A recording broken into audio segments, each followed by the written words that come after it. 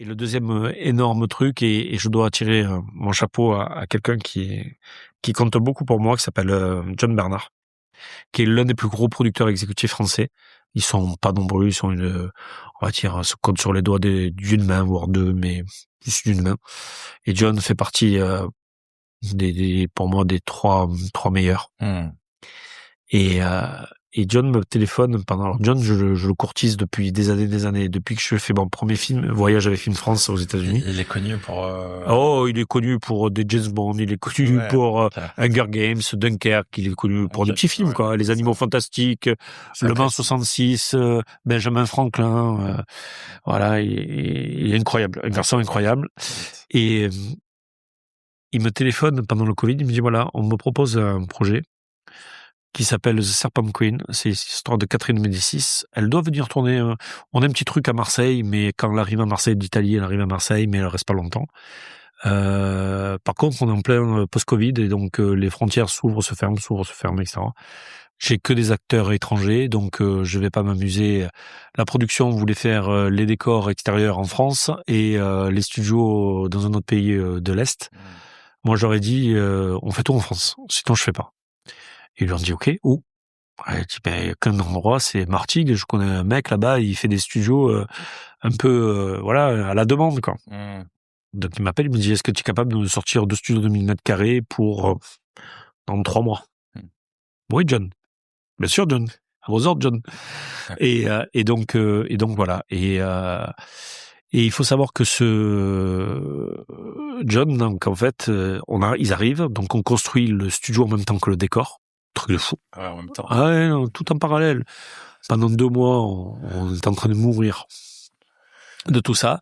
Et en fait, il y a un producteur américain, John, si tu m'écoutes, tu pourras revenir là-dessus, mais je crois que c'est Nico Hagen, qui en fait voulait pas venir ici au départ. Et il était très distant et très froid avec nous, poli, mais froid et distant. Et à la fin du tournage, parce qu'en fait, ils faisaient des blocs, ils ont fait un premier bloc ici, ensuite ils sont partis à Chambord, ils sont revenus ici, et ils repartaient finir le dernier bloc à Chambord. Et au moment où ils partent, donc c'est en juillet 2021, ils partent ici, et le dernier jour, il me fait convoquer dans son bureau, de l'autre côté du jardin, là où on est, et il me dit, voilà, je voulais pas venir ici. Alors, je dis, bon.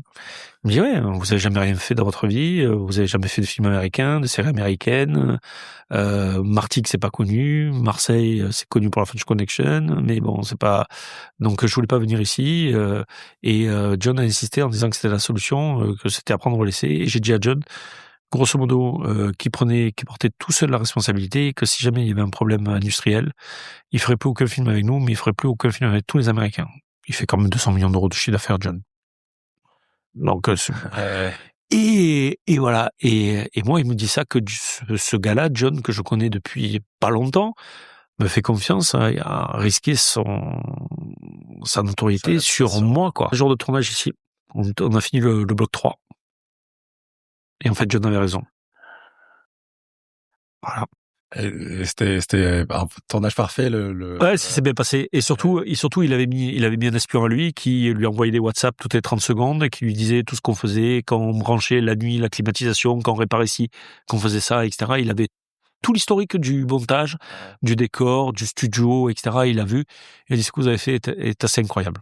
Merci d'avoir écouté ce résumé des extraits marquants de l'interview. S'il vous a plu, sachez que l'épisode intégral est disponible sur toutes les plateformes audio, Spotify, Apple, Deezer et compagnie. Allez-y pour prolonger l'écoute, c'est une vraie masterclass riche d'apprentissage. Et, comme vous le savez, Vitamine Sud est un tout nouveau média. J'ai besoin de vous pour lui donner de l'énergie, besoin de vous pour le rendre visible au plus grand nombre. Pour cela, 2 petites actions très rapides aident énormément. Abonnez-vous à la chaîne YouTube, Spotify ou Apple.